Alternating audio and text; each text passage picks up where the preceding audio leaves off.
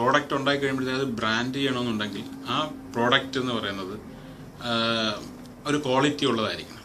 അപ്പോൾ ആ quality maintain ചെയ്യേണ്ടത് ഈ ഒരു കമ്പനിയുടെ ഒരു അവകാശം. ഫാസ്റ്റായിട്ട് വരയ്ക്കും. ഒരുപാട് മോഹൻലാലിൻ്റെ പല രീതിയിലുള്ള കഥാപാത്രങ്ങളെ ഞാൻ വരച്ച് ഇങ്ങനെ മാറ്റണം. അപ്പം എൻ്റെ കഥയിൽ കിരിയെടുത്ത് വരയ്ക്കാൻ ഉള്ള ഒരു കഴിവുള്ളതുകൊണ്ട് ഞാൻ മീശയുടെ ഷേപ്പിങ്ങും മോഹൻലാലിൻ്റെ ആ ഒരു മോഡലിലൊക്കെ കറക്റ്റ് ചെയ്ത് വെച്ച് ഫോക്കസ് ചെയ്ത് ഞാൻ ശരിക്കും നോക്കിയപ്പോഴത്തേക്ക് മുടിയൊക്കെ ആവശ്യത്തിലേറെ, ഇന്നത്തെ പോലെയല്ല, മുടി അന്ന് ആവശ്യത്തിലേതാണ്.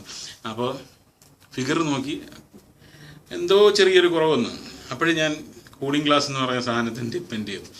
അത്രയും ഭാഗം ഇവിടെ കറക്റ്റ് ചെയ്യാൻ വേണ്ടിയിട്ട് ഞാൻ കൂളിംഗ് ഗ്ലാസ് എടുത്ത് ഉപയോഗിച്ചപ്പം കണ്ണാടി നോക്കിയപ്പോൾ മോഹൻലാൽ വന്ന് നിൽക്കുന്ന പോലെ എനിക്ക് തോന്നുന്നു.